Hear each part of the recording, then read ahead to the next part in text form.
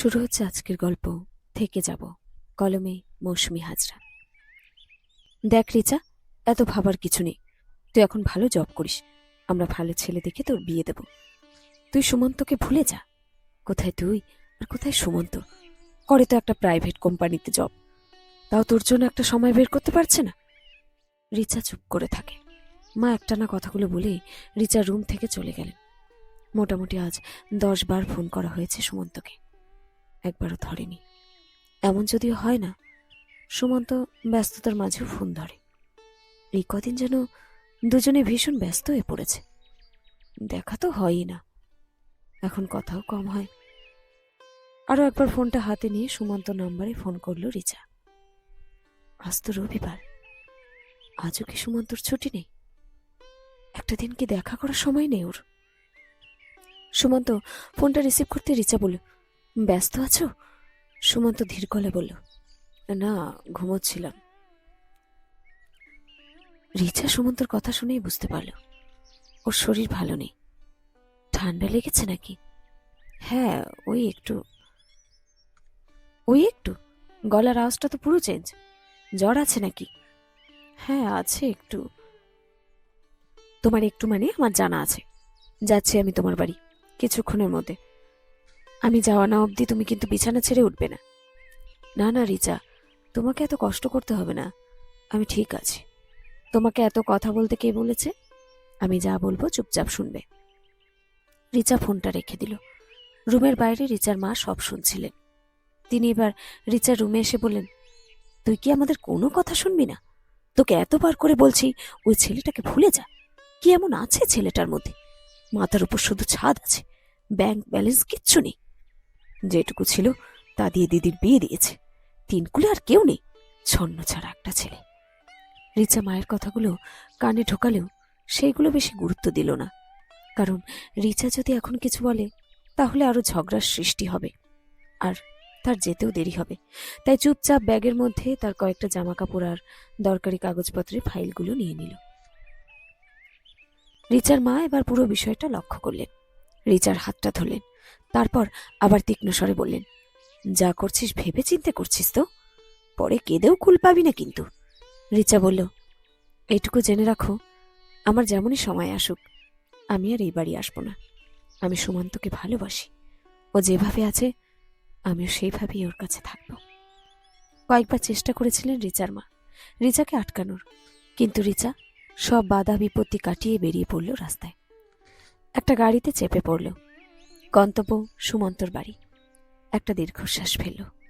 এই কদিনে যেন খাঁচাবন্দি পাখি ছিল সে, আজ মুক্ত।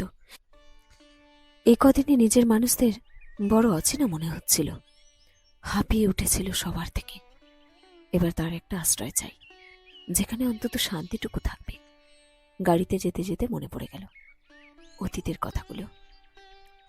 মা, এই মাসে নতুন কোর্সের জন্য টাকাটা লাগবে, বাবাকে একটু বলো না। আমি এখনো টিউশনের বেতন পাইনি। তোর বাবাকে এখন কিভাবে বলবো? জানিসই তো তোর বাবার শরীরটা ভালো নেই।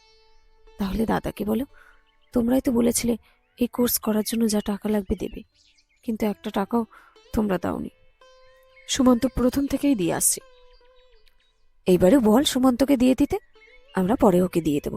তাছাড়া পরে তো তোদের বিয়েই হবে, তখন তো একে অপরের দায়িত্ব নিতেই হবে। মা, পরের কথা পরে, আমি আর সুমন্তর কাছে টাকা চাইতে পারবো না। ও এবার ওর দিদির বিয়ের জন্য টাকা জমাচ্ছে, অনেক সাহায্য করেছে ও আমাকে। কথার মাঝে সুমন্তর ফোন আসতেই রিচা কথা থামিয়ে ফোনটা রিসিভ করলো। ওপাশ থেকে সুমন্ত বলল, রিচা, আমি টাকাটা জমা করে দিয়ে এসেছি, তুমি মন দিয়ে পড়াশোনার সাথে সাথে ওই কোর্সটা করে ফেলো। রিচা অবাক হয়ে বলল, তোমাকে কে দিতে বলেছিল? সুমন্ত বলল, কেউ বলেনি, আমিই দিলাম। তোমাকে এর বেশি কিছু ভাবতে হবে না। ফোনটা রেখে দেয় রিচা। সে সুমন্তকে খুব ভালোবাসে, কিন্তু তার মনে হচ্ছে বাড়ির সবাই সুমন্তকে নিজের স্বার্থে ব্যবহার করছে। বাড়ির কোনো না কোনো কাজে সুমন্তকে লাগবেই। রিচা জানে সুমন্ত কত ব্যস্ত থাকে, তাও রিচার মা কোনো কাজ বলে সুমন্ত না করে না, হাসি মুখে তা করে। গাড়িটা যথাস্থানে এসে ব্রেক কষতেই রিচা অতীতের জগৎ থেকে বর্তমানে আসে। আজ সে সঠিক সিদ্ধান্ত নিয়েছে। রিচা জানে সুমন্ত তাকে ফিরিয়ে দেবে না। দরজার সামনে এসে কলিং বেল বাজাতেই সুমন্ত এসে দরজা খুলল। ব্যাগ হাতে রিচাকে দেখে বেশ অবাক হলো। রিচাও সুমন্তকে দেখে বেশ অবাক হলো। কদিনে ছেলেটার কি অবস্থা হয়েছে? জ্বর বেশ ভালোই আছে। রিচা সুমন্তর কপালে হাতটা দিয়ে দেখল বেশ গরম। সুমন্তর হাতটা ধরে ঘরে ঢুকে বলল, বসো এখানে চুপটি করে। তারপর রান্নাঘরে গিয়ে স্যুপ বানিয়ে নিয়ে এসে সুমন্তকে বলল, কোনো কথা বলবে না, খাইয়ে দিচ্ছি, লক্ষ্মী ছেলের মতো খেয়ে নাও, তারপর ওষুধ খাবে। আমি এখানেই থাকবো, সব ছেড়ে এখানে এসেছি আমি। সুস্থ হয়ে যাও তাড়াতাড়ি, তারপর বিয়েটা সেরে ফেলবো। দুজনেই জব করি, সুন্দর আমাদের সংসার চলে যাবে। সংসারের সব কাজ দুজনে মিলে করে নেব। কে কি বললো তাতে কান দেবে না। আমি তোকে ভালোবাসি, তুমি আমাকে ভালোবাসো, ব্যাস এটাই শেষ কথা। ওষুধ খাওয়ার পর চোখে ঘুম নেমে এলো সুমন্তর। রিচার কোলে মাথাটা রাখল। মনে পড়ে গেল রিচার মায়ের কথাগুলো।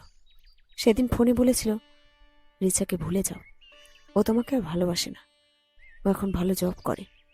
তোমার মতো প্রাইভেট কোম্পানিতে জব করা ছেলেকেও বিয়ে করবে না।